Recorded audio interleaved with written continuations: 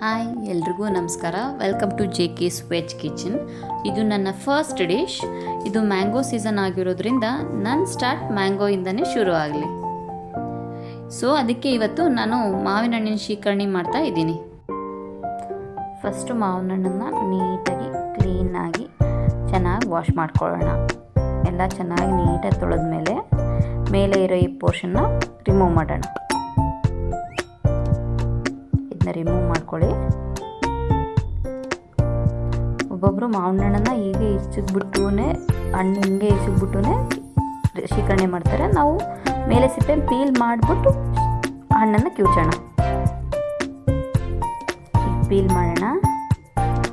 ನೀಟಾಗಿ ಸಿಪ್ಪೆನೆಲ್ಲ ನೀಟಾಗಿ ಪೀಲ್ ಮಾಡ್ಕೊಳ್ಳಿ. ಈಗ ಹಣ್ಣು ಎಲ್ಲ ನೀಟಾಗಿ ಪೀಲ್ ಮಾಡಿ ಇಟ್ಕೊಂಡಿದ್ದೀನಿ. ಸಿಪ್ಪೆನೆಲ್ಲ ತೆಗೆದ್ಬಿಟ್ಟು ನೀಟಾಗಿ ಪೀಲ್ ಆಗಿದೆ. ಈಗ ಕಿವುಚೋಣ. ಹಣ್ಣನ್ನು ಕೈಲೇ ಕಿವುಚ್ಕೊಳ್ಳೋಣ ಒಂದು ಬೌಲ್ನಲ್ಲಿ. ಈಗ ಹಣ್ಣನ್ನು ಕೈಲೇ ಚೆನ್ನಾಗಿ ಕಿವುಚ್ಕೊಳ್ಳೋಣ. ಭಾಳ ಜನ ಮಿಕ್ಸಿನೂ ಹಾಕ್ಕೋಬೋದು, ಇಲ್ಲ ಅಂತಲ್ಲ. ಬಟ್ ಆದರೆ ಏನಂದರೆ ನಮಗೆ ಈ ಥರನೇ ಇಷ್ಟ. ಒಂದು ಸ್ವಲ್ಪ ಗರಿ ಗರಿ ಆಗಿದ್ರೇ ಚೆನ್ನಾಗಿರುತ್ತೆ ಅನಿಸುತ್ತೆ.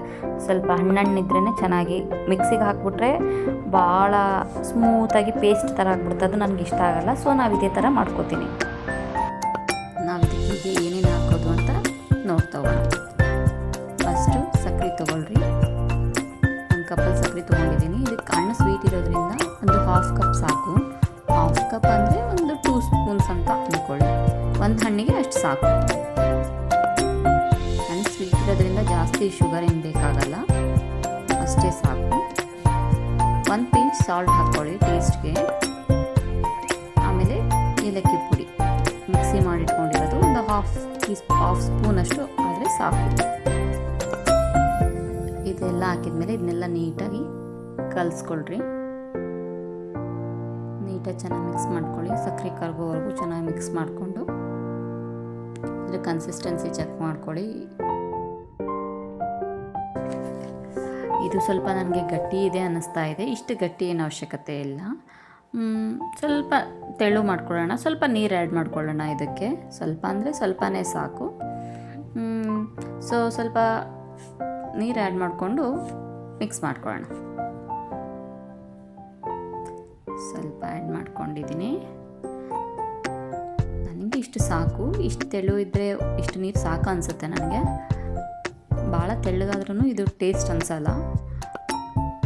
ಇದನ್ನು ನಾವು ಪೂರಿ ಜೊತೆಗೆ, ಚಪಾತಿ, ದೋಸೆ ಜೊತೆಗೆ ಇದು ಚೆನ್ನಾಗಿರುತ್ತೆ. ಇದನ್ನು ನಾವೀಗ ಒಂದು ಬೌಲಲ್ಲಿ ಸರ್ವ್ ಮಾಡ್ಕೊಳ್ಳೋಣ.